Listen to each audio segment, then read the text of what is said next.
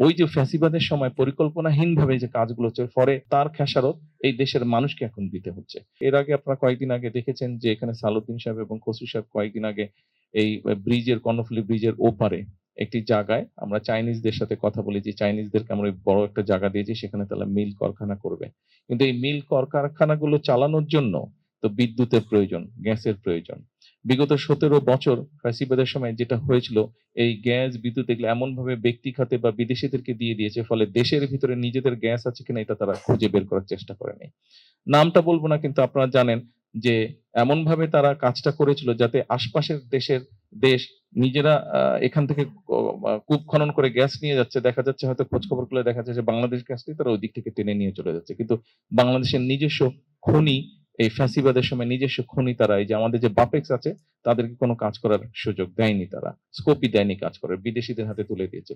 তো এই যে পরিকল্পনাহীনভাবে যে কাজ করা হয়েছে, অথবা কাউকে ব্যক্তি স্বার্থ উদ্ধারের জন্য কাউকে কাজগুলো দিয়ে দেওয়া হয়েছে, ফলে হয়েছে কি, এটার সমস্যা এই যে বেশ কিছুদিন ধরে ধরেন গ্যাসের একটা দুর্ঘটনার জন্য গ্যাসের একটু সমস্যা আছে।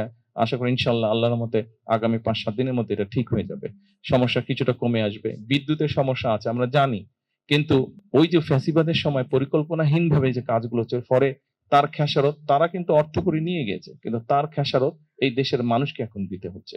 ফলে এই সবগুলো বিষয় একটা পরিকল্পনা গ্রহণ করতে হচ্ছে আমাদেরকে। আমরা চাই এমন একটা বাংলাদেশ তৈরি করতে, যেখানে বাংলাদেশের মানুষ, বাংলাদেশের সন্তানরা খেয়ে পড়ে বেঁচে থাকবে, শান্তিতে থাকবে। বিভিন্ন মানুষ বিভিন্ন মানুষ আমরা একসাথে শান্তিতে থাকবো। আমরা আমাদের ধর্ম পালন করব, তারা তাদের ধর্ম পালন করবে। কিন্তু একই সাথে এখানে যেটা অধিকাংশ মানুষ, এটা হচ্ছে ইসলাম ধর্ম। এখানে ইসলাম ধর্ম হিসাবেই আমরা, ইসলাম হিসাবেই এটা আমরা এগিয়ে নিয়ে যাব আমাদের দেশটাকে।